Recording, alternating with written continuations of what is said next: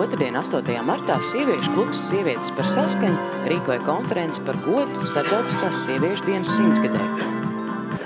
1975. gadā apvienoto nāciju organizācija saistībā ar Starptautisko sieviešu gadu 8. mārtu saka svinēt kā Starptautisko sieviešu dienu.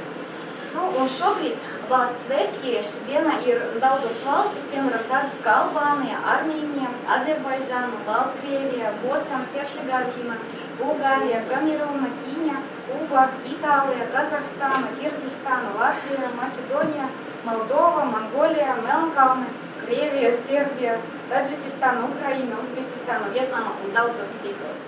Мы сегодня являемся свидетелями огромной перемены в сознании людей во всем мире. Mēs šodien esam liecinieki milzīgām pārmaiņām sabiedriskajā domā visā pasaulē.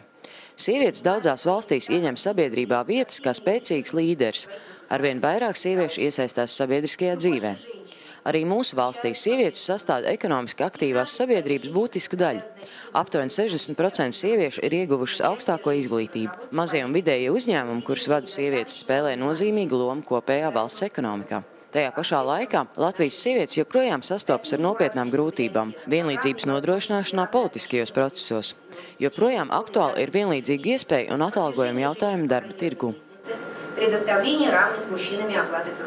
Preses konferencē apsveikt sieviešu klubu pārstāvis un citas dalībnieces bija ieradušies arī Saskaņas centra Saeimas frakcijas deputāti Sergejs Mirskis un Valērijas Agešins.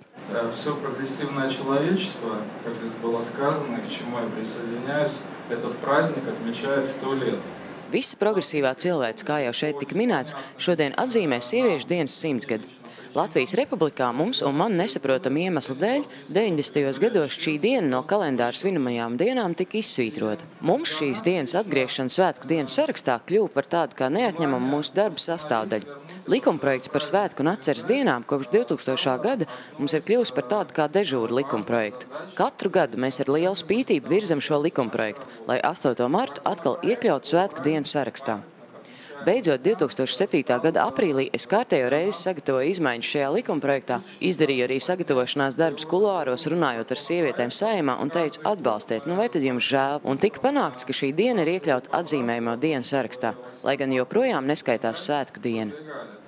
Mēs dzīvojam sarežģītajā laikā. Ekonomiskā krīze, finansiālā krīze, bieži vīriešus pārņem bezcerību, bet tikai jūs ar savu maigumu un līdzjūtību spējat iedvesmot mūs, kas palīdz pārvarēt grūtības. Es gribētu savas īsas uzrunas beigās nolasīt jums Friča Bārdas dzejoli par sievietēm.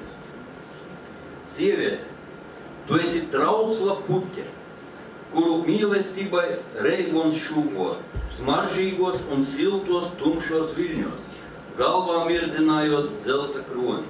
Sieviete, tu skaistākā starp puķēm.